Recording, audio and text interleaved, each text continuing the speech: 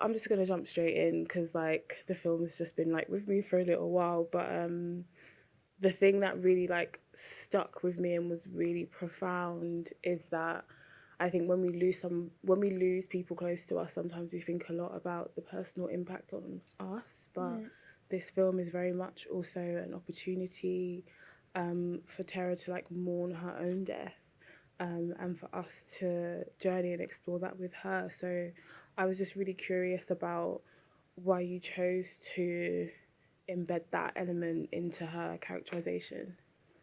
Sure. I think that from the moment that my cousin died, myself and as a family, we stopped, maybe in a way to protect ourselves, to think of her as a living person. And we were so focused about the way that she died and the violence surrounding that. That's for years. We just, and not even talking to each other about it, we just stopped talking about her, thinking about her. But I'm sure that we did in our own separate ways. Yeah. And when I started to work on that project, I I was thinking a lot about her as a living person and how she must have felt uh, dying, or trying to imagine how it was for her. And since she wasn't there to talk to us about it, I tried to imagine a way to portray that in the film. Yeah, thank you. And on that sort of like note of, I guess, like dealing with grief and that aspect or the tendency to kind of shut down, something that comes up quite a lot in the film or an idea is it's of this being like an impossible story. And I wanted to ask you a little bit about the form that you have chosen and just like, yeah, like explore that idea of the impossibility and like what the cinematic form and experimental form sort of allowed and enabled you to do. I think that when I think about the film and while I was working on it and writing it, I was thinking about the impossibility of my cousin being an adult. So that's why I chose an actress who is older. My cousin died at 14, and the actress playing her she was 25, which would be close to the age that she would have had if she had lived. Yeah. And it's a story about impossibilities. Her reunited with her mother, the impossibility of going back to Haiti, because myself, I did had the opportunity to go back to Haiti, meet with family, and during the summer, and she never did actually while she was alive. So for me, it was very important with the film to go back with her, even if it's not with her, there. And also that was another impossibility because of production insurance issues, we didn't get the chance to shoot the film in Haiti. So all the landscape that you see are shots from Dominica and St. Lucia. Right. So I was trying to create some kind of a family reunion and a reunion with the homeland, but knowing that it wasn't possible. But since cinema allows a lot of impossibility, that's what I tried to do with the film. And like how does that also work in a sense of you? The film is very much a documentary and it's a true story and it comes from real life, but then it also has these very beautiful like theatrical poetic sort of elements. So for you in terms of like your process and the forms that you choose, can you maybe speak a little bit about that, like making it a not quite documentary? Like Sure. I think I was set out to do a more traditional documentary at first. The way that I wrote it, there were a few fictionalized scene, the morgue scene, one of the celebration or birthday party scene was written as fiction, but based on a conversation that I had with my family, souvenirs or memory with my aunt, my mother, sister, cousin, everybody kind of pitched in to create the film that you see.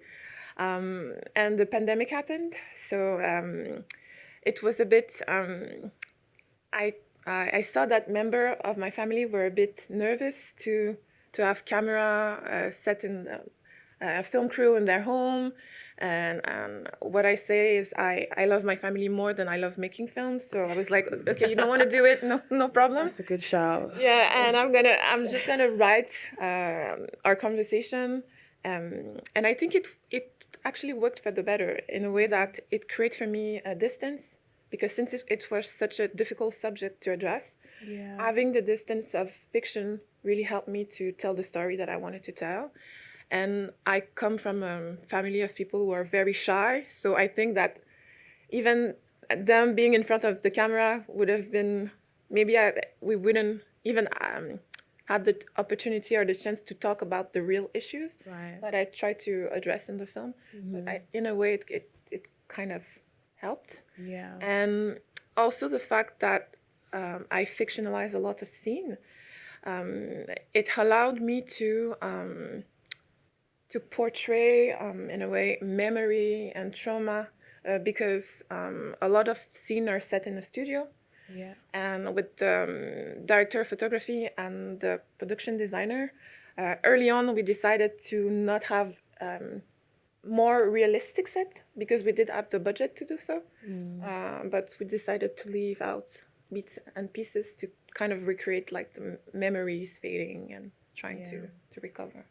It's a really it's a really beautiful kind of like artful element. The scenes where Tara's with her mum and they're in front, you can see that it's like a screen, like a projection of like a tropical landscape. There is something that's still incredibly believable and like really real about it because of what they bring to it. So yeah. And on that sort of like note of your family, this is like a very deeply personal story that you've shared. What in sort of like creating the distance in making this as a piece, as an art piece and a film, what has that sort of like enabled, or what were the implications for your family after such an extended period of time after the event? I think it really helped us as a family in a way that there was a screening in Montreal a few weeks ago, and most of my family was there. It was a emotional moment. We cried a lot about after, and we laughed also a lot, because the film is so close as who I am as a person, but also there's a bit of my dad in it, the way that my dad tells stories. You have a very deconstruct way to tell stories, in a way that I always use that example that when we were kids, my dad, he hated to read from books. Okay. So he would invent story, but the story wouldn't make any sense. But it was okay in a way that from a very young age, I learned to understand that you don't need to have every detail from a story to kind of experience it. You don't need to explain everything. So I think that made me the filmmaker that I am now. The food it's the mother of my cousin. She loved to cook, and my mom too. Yeah, that meal looks very delicious. It was very good. We, as the crew, eat all the food after, and I can tell that it was very good. It's a smart way to keep your crew happy. Yeah. Just keep feeding them and they'll do what you need. But that's like, it's a film that, you know, there's a really, really tragic element at the centre of it, but family is also like it's almost like a mechanism for hope in the story. And in particular, women's, like the support network of women, there's a really, really strong, like woman-led presence, like in the film. Yeah. Maybe speak a little bit. I think there is a figure of like, there is a father figure at some point, but was that like an intentional decision just to sort of like zoom in on women in your family? Sure, because I come from a family where women are the majority, like a lot of cousins and daughters and aunts and such. But also when I did the research for the film, I did a lot of interview with the dad of my cousin, with uncles and such, and I realized that for most of them, there was still a lot of rage towards the person who committed the murder, which I totally understand because I still have a bit of that myself. Yeah. But I didn't want to add that element in the film. I wanted to focus on the love because for me it's a love story, even if it's tragic. It's all about the love that we give while we are alive, and that stay with people even when we're not there anymore.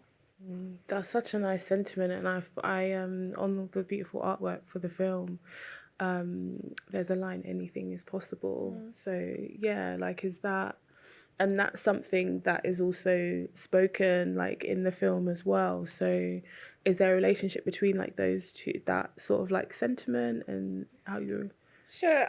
I think it was also my mantra like while making the film, because it was such a difficult experience to do it and actually finish the film. So I have to thank all the crew who actually, most of them I knew from other projects, but we were like, since I couldn't make the film with my family, which was the original plan, the crew kind of became my family. We became very close. And it was a sentence that we would say out loud during the shooting, just to help us to go through the experience. Yeah.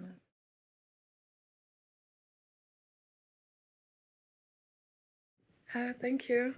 I would love to say that there's a bigger meaning to the reason why I did an interior garden. But it's mainly an act of love or homage to both the mother of my cousin and my mom. Because I was supposed to go to Connecticut and shoot in the actual garden of the mother of my cousin. But I went to Connecticut and I was an emotional mess, and it was too difficult for me. So I decided, okay, what can I do to, all the women in my family are obsessed with nature, flowers. My mom living room there's a lot of plants and flowers. So when we decided to shoot in studio, I decided to create like a combination of my mom living room and my aunt's garden. So I tried to pay homage to that. And I remember when we were setting up, we were a very small crew. So I was there with the production designer, putting all the plants, and I was sending my mom pictures. And she was like, "Oh my God, this is so amazing. What are you going to do with all of those?" And I gave to her a lot of the flowers and the plants. So they're in my mom's home now. That's amazing. I love plants as well. So like it's, yeah. It's life. Exactly.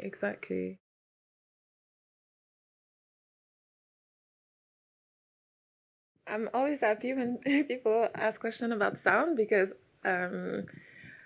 sound is my main passion.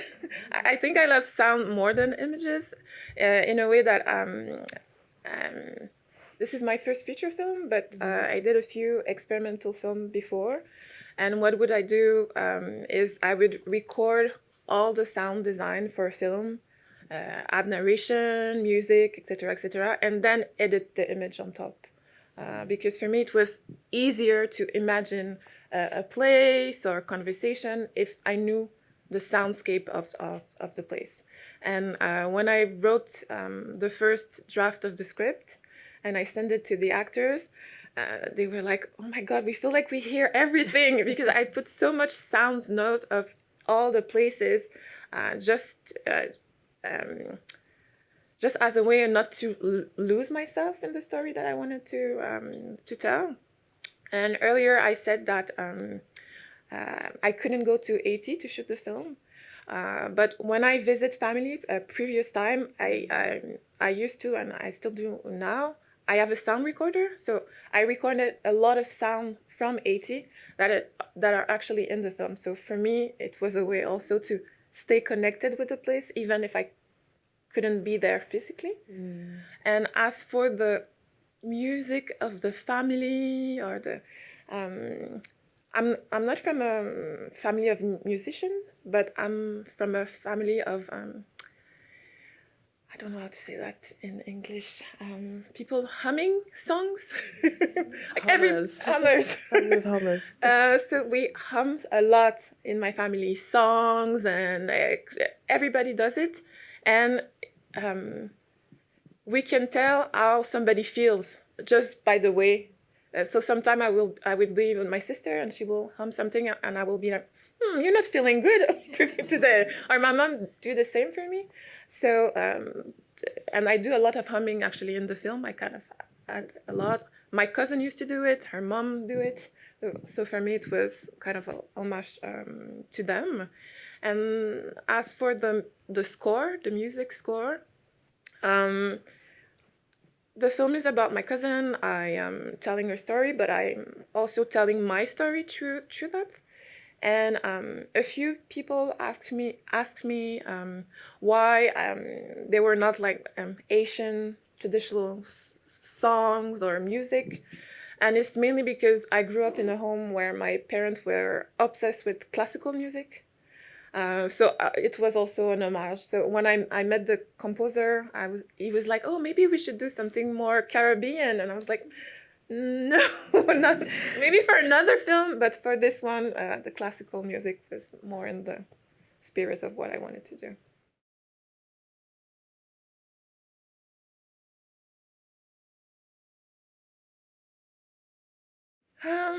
Quebec is such a strange place, such a strange place. It's a beautiful place, but I think at the time of the referendum in 1995, there were a lot of tension, a lot of racial tension. Also at the time, my parents were still like new immigrants, so they didn't know about all the history of Canada, and they left. And okay, I don't know how to say that. A not so stable country, because at the time that they left Haiti, there was a dictatorship. So they left, and all they wanted was stability. So for them, Canada remaining as a whole was stability, and they didn't ask themselves more questions. So on the night when the referendum, Quebec population decided to, like, very closely to stay with Canada. There was a party at my house. A lot of people came. In the film, there's only a few people because of COVID. When we shot the film, we were like deeply in the pandemic. Right. So due to regulation, we only, we had 5 people, and they were like distant to each other. So it's always strange for Asian people to see that scene, because they're like, okay, that's not how they remember. No. also, Asian people doing a party with only 5 people. It's like, but it kind of worked in the favor of the film, because everything is dismantled and disconstructed. There's a sparseness. And it's a bit strange, so it kind of worked that way. And now the situation, I think that it's still hope for the Quebec population to be independent. But I'm not sure if it's gonna happen. There's too many things going around now that I don't think that maybe. I have a question. Sorry, if anyone, I can't see any more hands, so I'm just gonna ask another one. But it's kind of related to what you were talking about in terms of just like bringing in the ambient sound from like Haiti and having that really present in the film, because the film is about this like individual and collective mourning of Tara's death, but also leaving Haiti, and like with you sort of like adding that as a layer, where it's almost just like when you're first or second gen, you never really leave. Like there are things that you kind of like take with you, and like Haiti is this sort of like presence and this sort of like ghost and a physical place that you visit, and it's also something that's really prevalent in in much of your work. So can you like maybe expand a little bit on your relationship to Haiti? And why that's an important element in your films?